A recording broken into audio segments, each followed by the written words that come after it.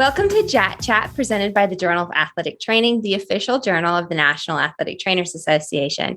I'm Dr. Kara Radzak, an associate professor at the School of Integrated Health Sciences at the University of Nevada, Las Vegas, and your host.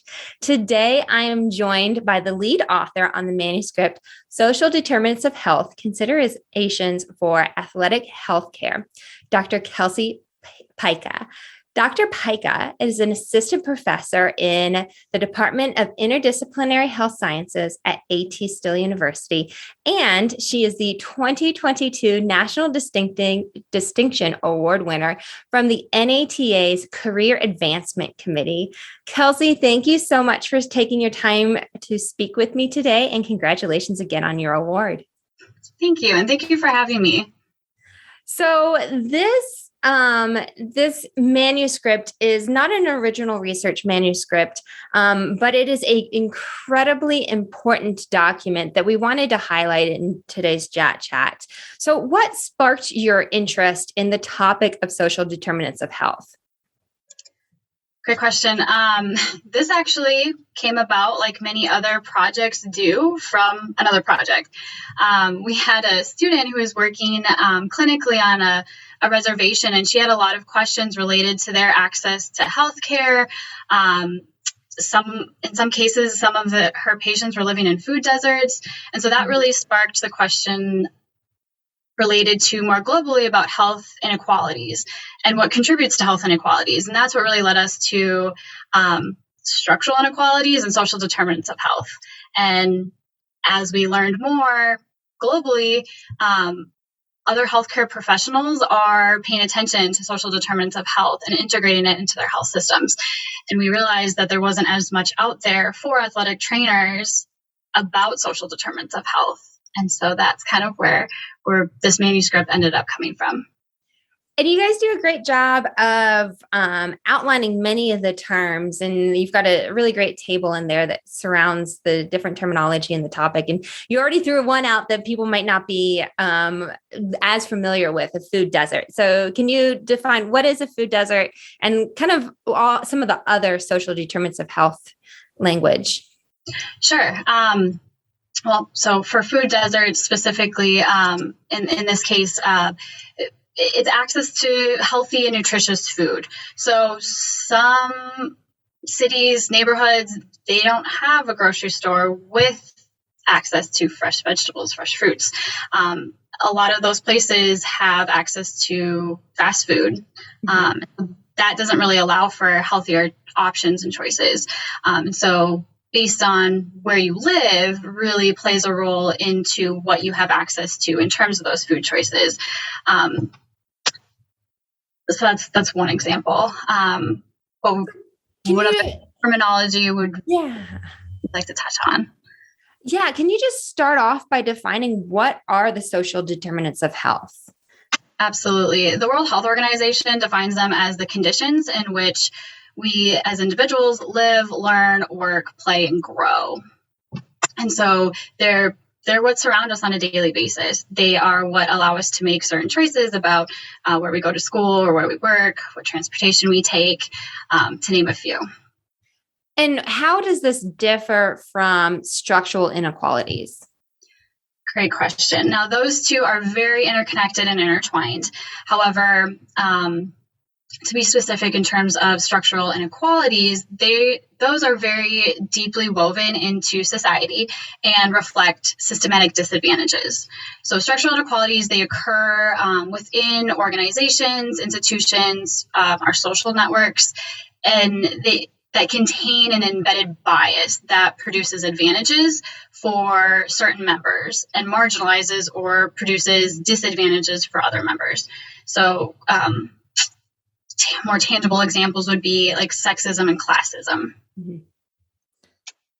So let's go back to social determinants of health. How does social determinants of health play an impact on overall athlete health?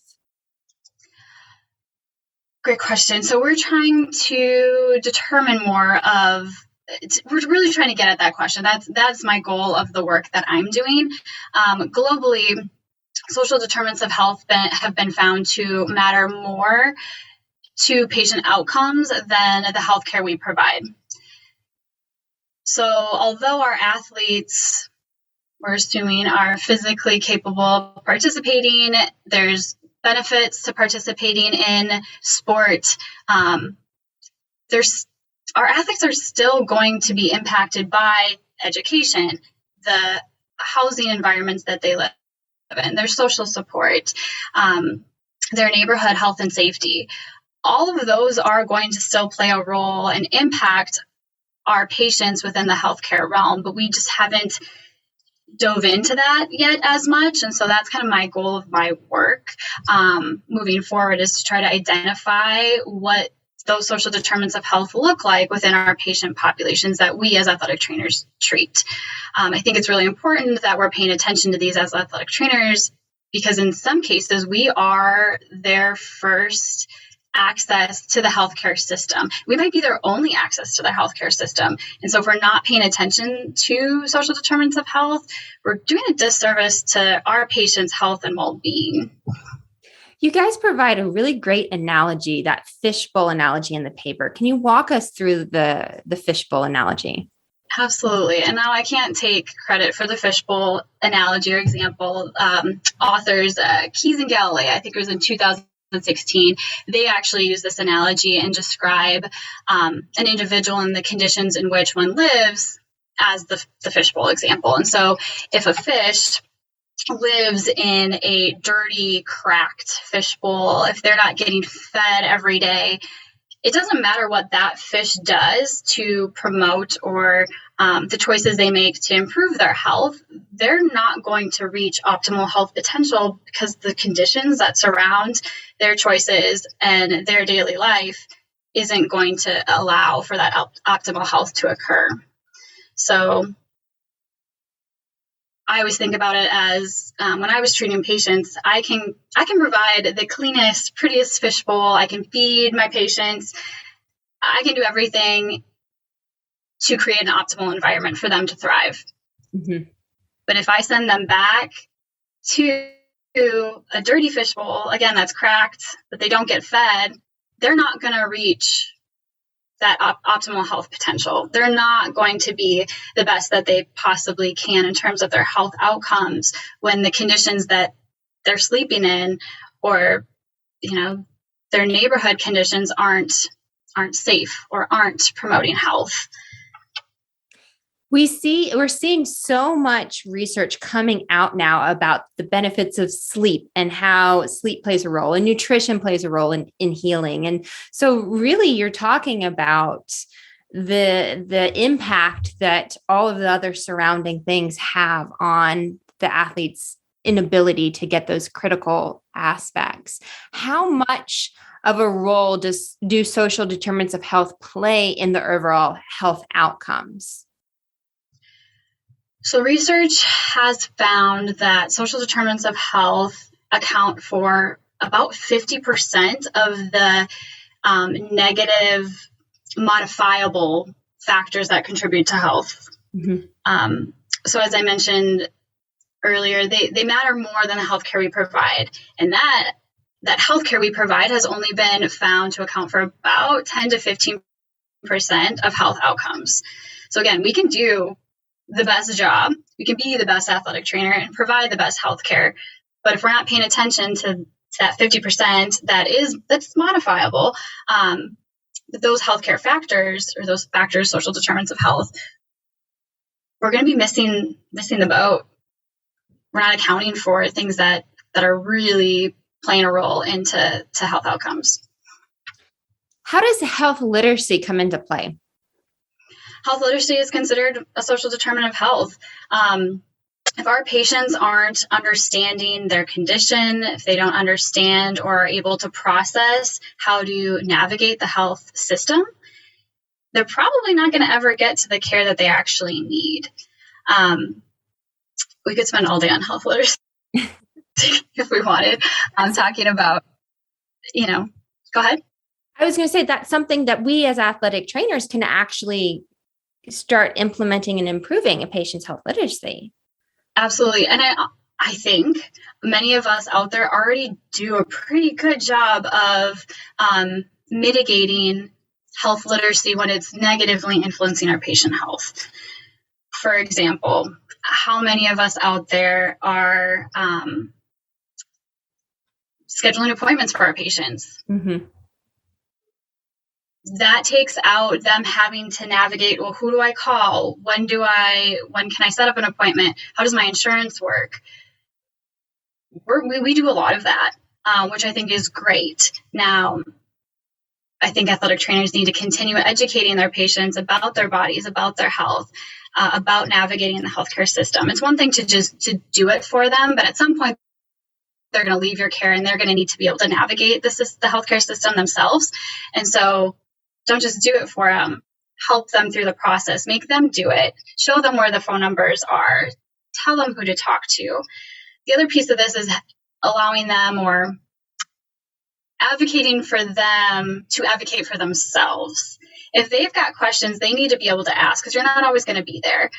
And again, we do a good job of that if we're sitting there listening and we're able to explain to our patients what's going on and how to navigate. But they need to be able to feel confident enough to ask the questions if they don't understand something. So I think this is one area that athletic trainers, we've probably done a very good job up till now to mitigate, but we can still continue to help and promote health literacy with our patients. Can you discuss the link between general education and health as well? Yeah, there's an abundance of research out there that shows the link and the relationship between education and health. There is a positive association between education and health, meaning that those with education tend to report better health outcomes. They live longer. They are more satisfied with their job. They have better positions within the job field, whereas those with poor education tend to report less worse health outcomes. They tend to have lower life expectancy. They're less satisfied at their job positions. So there is a lot out there to link the two. So what are some ways that athletic trainers can be advocates in this area of social determinants of health? I actually believe we're advocates for social determinants of health, even though sometimes I don't think we would probably put that name necessarily to what we do. But specifically thinking about the paper and the suggestions we made there, we have to understand what social determinants of health are. And then how are those social determinants of health influencing our patient populations? Now, we provided a bunch of examples and whatnot in the paper, but being within your setting, you have to understand what the patients in your setting are experiencing related to social determinants of health. And so once you understand what your patients are potentially suffering from, that's when you can really start to be an advocate for them. Again, in the paper, I mean, there are certain social determinants of health that are going to be more difficult for us as healthcare providers to do anything about. We can't remove people from their homes. However, we can advocate for safer living environments, or we can provide resources to food banks or whatever it happens to be that your patients seem to be the social determinants of health that are negatively influencing their health. First, we have to understand, we've got to figure out what those are, and then what resources do we have access to that we can steer our patients towards. What moves do you see from an overarching profession or athletic training education to increase knowledge and advocacy in this realm? I mean, I think this is a great start. There's a lot of research going on in this area, so being able to continue that work is going to be huge. The athletic trainers that are practicing out there, their involvement in research, when asked, is going to be huge related to social determinants of health. We need practicing athletic trainers to participate. Promotion of social determinants of health for CEU topics. And then within education, they've been incorporated. Social Determinants of Health literacy are now within the KD standard, so we have to teach them. And so as a profession, being able to provide resources to those educators who are teaching social determinants of health, I think is going to be crucial as well. If those educators aren't comfortable with the topic of social determinants of health, they're likely going to probably not do it justice. So providing resources for educators as well, I think is going to be huge. What are some good sources, routes to learn more about this? Great question. I think there's actually, a couple of committees that are currently working on this within the NATA. I serve on the EAC, and we're trying to create this toolkit for educators to provide some of those resources that you're asking about. Mm-hmm. The World Health Organization and the CDC provide general knowledge about social determinants of health, what they are, what their impact on health is. For anyone, I think that's a great starting point, those two resources. That is where I would start if I were, again, beginning in this content area. Does that answer your question? Yeah, it does. What in this area, whether it's research or advocacy that you see going on, makes you excited and hopeful? I'm excited for all of it, I'll be honest. I just think if we're paying attention to these things, we have a huge opportunity to provide better care, not even better care, but promote the health and well-being of all patients out there. And so I love the work that I'm doing related to research. I think some of the projects I'm currently working on and I'm working with the participants are athletic trainers, and they have even send me emails, and they're appreciative of the opportunity to be in the study because they've been able to identify places that their patients need help, or their patients, are suffering from these negative influence of social determinants of health. And so being able to provide some more answers and hopefully ultimately resources for all athletic trainers to better treat or care for their patients, that's what gets me excited, is that opportunity to fill some of the gaps moving forward. And in your work with this and your work with other athletic trainers who are really kind of focusing on this, have you heard of creative ways to help the patients or anything like that? Any athletic trainers that are doing a really great job of incorporating this into their practice? So that I haven't dug into necessarily as much. We incorporated here at AT Still an educational technique, and that actually was that's the foundation for one of the studies I'm currently working on. But we presented social determinants of health to our students, and then we had them reflect and record their observations of social determinants of health in their practice that they perceived to be influencing their patient's health.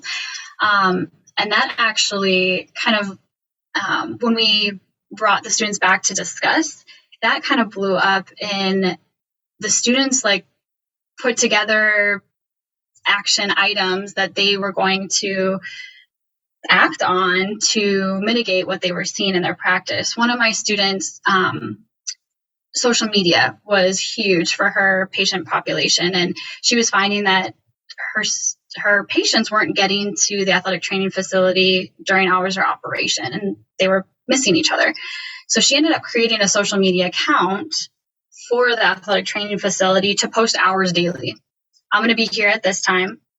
And that improved the disconnect between when she was there and when her patients needed to see her or wanted to see her. They just logged onto their social media account and were able to access the hours that way. And so she used what she was seeing her patients use in her practice to improve that communication between the two of them. So they don't have to be groundbreaking things, small steps. Absolutely. And again, it depends on what you're seeing within your patients and your practice. I mean, there are athletic trainers out there that are providing snacks to their athletes that are coming into the athletic training room hungry before they go out to the field. If our athletes are depleted of energy before they even go out to the field, that's going to put them at a higher risk for injury. So snacks, if the finances are there, if you can provide a snack, if that's what your patients need, that's a fairly small thing that can be done. It doesn't have to be groundbreaking by any means. We just got to figure out what the needs are and meet our patients there. I know sometimes easier said than done, but I think we're doing some of these things already. Transportation. I mean, how often do athletic trainers provide transportation to and from medical appointments? That's huge. Yeah. Transportation is a huge barrier to healthcare. We do some of that already. Mm-hmm. Now, when we leave our care, hopefully we've given them resources as well to kind of navigate that. But we do a lot of that already. So what are some first steps if somebody's listening today and they want to learn more or they want to start making an impact? What are some good first steps for people to take? First step, do you understand what social determinants of health are and the patients you're serving? What are the social determinants of health that might be negatively impacting them in their care? You can observe them. We're finding that athletic trainers are fully capable of observing these. We do this, but now continue the conversation with your patient. Ask them questions. Some questions might be harder to ask than others, and there are actually surveys, toolkits, questionnaires out there that if you don't know what to ask, those will give you a list of questions to ask, or you can just say, hey, can you fill this out? I've got some questions and I just want to make sure I'm providing the best care possible for what needs that you have. Or again, based on that survey, continue the conversation, ask the questions. And from there, that's going to provide quite a bit of information to figure out what resources, one, can you provide, or two, do you have to seek out to maybe guide them in the right direction? So personal knowledge and education first, see what you're observing in your practice, and then confirm with your patients that you're observing correctly, I guess. And then you'll have an abundance of information to hopefully act on from there. Perfect. Is there anything else that you kind of, as we wrap up, you want to get across to people? Anybody who hasn't necessarily read the manuscript yet, what's your kind of parting words for us? Well, okay, so when I started, this was a little bit overwhelming, right? Social determinants of health is a big concept. There's a lot to consider and think about. Even writing this manuscript and having reviewer comments come back, this could have been another 30 pages. There's a lot out there, but baby steps, right?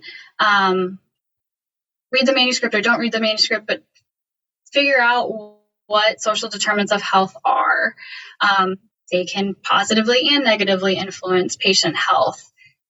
But you as a healthcare provider, with the knowledge you have already, you have the ability to make a difference, even if it's, again, small baby steps. That can make a huge difference in your patient health outcomes. So although this topic might seem to be a little bit overwhelming, don't let it be overwhelming. Educate yourself and baby steps. Ask questions when you have them, whether it's to your patients, your coworkers, other healthcare providers. There are things that we can do to improve our patient health related to social determinants of health. It doesn't have to be as scary of a topic as it might seem. Yes, that would be the take-home message. Perfect. Thank you so much. And I strongly encourage, especially the table is a great resource, because I know a lot of times these words get thrown out there and it's hard to keep them all straight sometimes, but the table did a really great job of outlining terms that you might have heard, but don't really know, just reviewing. So thank you guys to you and your author group for taking on this challenge. Again, I greatly appreciate you taking out your time, Dr. Picha, to meet with me today. And thank you again. Of course. Thank you for having me.